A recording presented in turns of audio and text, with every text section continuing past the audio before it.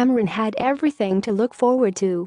At just 20, he had qualified as an army medic and had the prospect of a bright career in his dream job ahead of him. But then, after being struck down with an infection that he couldn't shake, his world fell apart. Cameron, from Lancashire, was initially diagnosed with meningitis, but then he was given a devastating bombshell diagnosis: he was battling a brain tumor. His only hope at a normal life, and even survival, is groundbreaking surgery at Birmingham's Queen Elizabeth Hospital. Not only will one of the hospital's top consultants, Ismail Ughratdar, have to operate on his brain, Cameron will be awake for a huge part of the operation. He will have to talk during his operation to ensure the removal of part of the tumor isn't causing problems. One mistake could be the difference between a successful surgery and a catastrophic failure that will leave the young solider unable to talk or paralysed down his right-hand side. His story is told as part of BBC Two Surgeons at the Edge of Life tonight at 9 p.m. Cameron's surgeon, Ismail, said, "Every day I go and pray. I have a spiritual check for looking after my patients. It reminds me that I'm human and I'm not infallible, and I'm accountable not just to regulatory bodies and my colleagues but also humans and a higher being. Failure is absolutely possible, and that's what drives me, that I don't fail my patients and do everything I can to reduce the risk." Following Cameron's heartbreaking diagnosis, he knew there was only one surgeon he wanted to carry out the complex to operate Ismail. Cameron said, "I knew I wanted Ismail to be my surgeon. I didn't want anyone else." With him in the operating theatre is speech therapist Becky Marr. Her job is crucial. She needs to continually assess whether what's being done to Cameron's brain is affecting his ability to speak.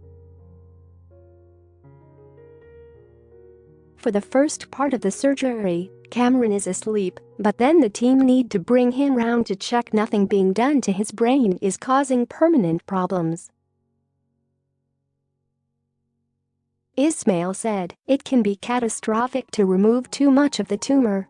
It can turn someone who is completely independent into someone who is completely dependent." The first part of the surgery is a success, but when Cameron comes to, he is anxious, scared and has forgotten he is in an operating theatre. And some of Becky's tests make the young soldier even more terrified when he is unable to speak as stimulus are run through his tumor site. Becky said, "He really gets upset because it makes him remember that this could be the outcome if the surgery doesn't go to plan." Ismail adds, "You can't appreciate what it's like to be awake for a procedure." And while Cameron and his medical team are battling his brain tumor in the operating theatre, his worried patients keep vigil outside. His mum, Jackie, said, "He just wants to be a soldier and be in the army, and we just want to get him to this stage." Ismail manages to remove 80% of Cameron's tumor. Taking any more could have permanently damaged his speech. But his fight is far from over. It will be several weeks before medics know if his speech has been affected or if his tumor is malignant. 2 weeks later, the newly qualified army medic is back at hospital for the results of his biopsy.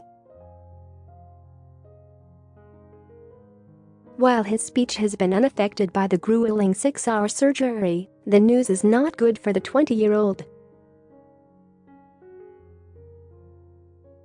Cameron has grade 3 cancer and needs both chemotherapy and radiotherapy.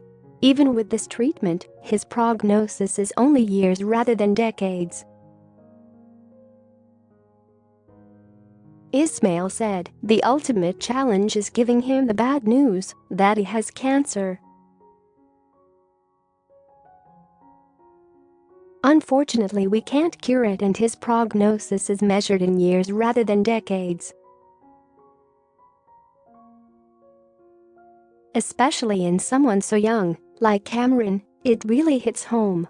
It certainly makes you appreciate your life, your health and your family." Surgeons at the Edge of Life is on BBC Two at 9 p.m. tonight.